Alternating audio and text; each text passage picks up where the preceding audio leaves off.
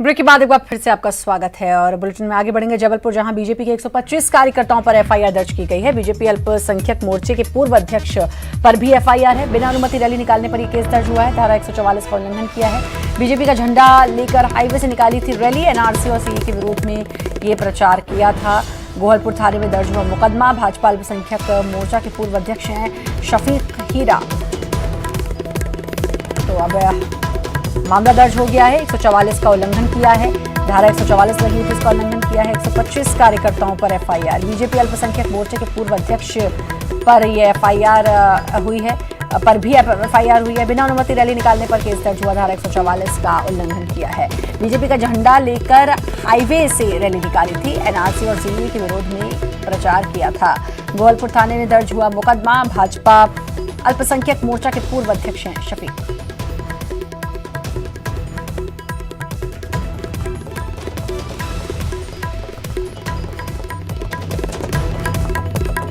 अब 125 कार्यकर्ताओं पर एफआईआर दर्ज हुई है। ये सभी बीजेपी अल्पसंख्यक मोर्चे के पूर्व अध्यक्ष हैं। उन पर भी एफआईआर दर्ज हुई है।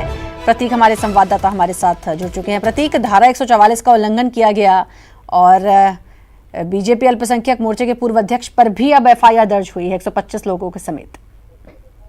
देखिए, बिल्कुल श्रद्धा, चूंकि लगातार जिस प्रकार से जबलपुर शहर के गाजीबाग में मुस्लिम महिलाएं और जो पुरुष हैं, समुदाय विशेष के लोग लगातार आंदोलन कर रहे हैं विगत 2 सप्ताह से, और इसी बीच कलेक्टर महोदय और एसपी महोदय द्वारा लगातार ये कहा गया कि जो परमिशन का दायरा है वो खत्म हो चुका है, 144 लागू, आप लोग धरने से उठें। इस बीच भी इनके द्वारा प्रदर्शन लगातार जारी था और कल हाईवे रोड पर शफीक हीरा, जो कि भाजपा अल्पसंख्यक मोर्चे के पूर्व अध्यक्ष हैं, इनके साथ साथ करीब 150-200 की भीड़ थी जो बीजेपी का झंडा लेकर के सीए और एनआरसी को लेकर विरोध दर्ज कर रहे थे, रैली निकाल रहे थे। जैसे ही इसका वीडियो वायरल हुआ सोशल मीडिया पे, तत्काल पुलिस ने इस मामले में मुस्तैदी बरती और देर रात गोहलपुर थाने में शफीक हीरा समेत 125 लोगों पर धारा 144 के उल्लंघन की एफआईआर यहाँ पर दर्ज की गई है। यानी कहीं ना कहीं पुलिस जो है कार्रवाई की मूड में यहाँ पर आ चुकी है, जो कि लगातार उनके द्वारा ये हिदायतें दी जा रही हैं कि आप तो पहले धरना खत्म करिए और रैलियों और जो समूह विशेष को लेकर के जिस प्रकार से रैलियां लगातार दिन में करीब 3 या 4 बार निकाली जाती हैं, उसको लेकर भी प्रतिबंध लगाया गया था, लेकिन समुदाय विशेष के लोग मानने तैयार नहीं थे।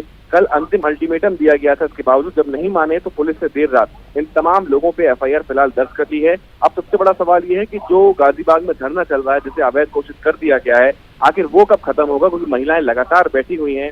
इसके साथ ही साथ क्या पुलिस उन पर भी कार्रवाई करेगी, ये बड़ा प्रश्न है। श्रद्धा, बिल्कुल ये बड़ा प्रश्न है प्रतीक, जो आपने कहा, और ये प्रश्न पिछले कई दिनों से लगातार बना हुआ है, लेकिन इसका जवाब अभी तक नहीं मिल पा रहा है। बिल्कुल श्रद्धा, पुलिस भी कहीं ना कहीं इस पूरे मामले को लेकर के थोड़ी दूरी भी बना रही है। इसके साथ ही साथ क्या रवैया अगला होगा, इसको लेकर कोई स्पष्ट बात नहीं कही जा रही है, क्योंकि जो परमिशन थी वो 2 दिन पहले शाम 5 बजे तक की थी, जो खत्म हो चुकी है। 48 घंटे बीत चुके हैं, अभी महिलाएं धरना दे रही हैं। कहीं ना कहीं जिस प्रकार का माहौल दिल्ली में शाहीन बाग का है, कुछ वैसा ही यहाँ मिनी नजारा जबलपुर के गाजीबाग का देखने को मिल रहा है। ना ही मीडिया वहां पर जा सकती है, ना ही पुलिस अंदर दाखिल हो पा रही है। तो एक अजीबोगरीब स्थिति संस्कारधानी में बन रही है। लेकिन फिलहाल ये कोशिश की जा रही है कि आपसी सौहार्द कायम रहे। जो विरोध प्रदर्शन वहां पे कर रहे हैं, उनसे लगातार बैठक और चर्चा का दौर अधिकारी लगातार यहाँ पर कर रहे हैं, ताकि शांतिपूर्ण व्यवस्था संस्कारधानी में बनी रहे। क्योंकि पिछले 2 महीने पूर्व यहाँ पे हालात खराब हुए थे, ऐसी स्थिति पुनः उत्पन्न ना हो, शांति कायम रहे, इसके प्रयास यहाँ पर किए जा रहे हैं। बहुत बहुत शुक्रिया आपका प्रतीक, तमाम जानकारी देने के लिए।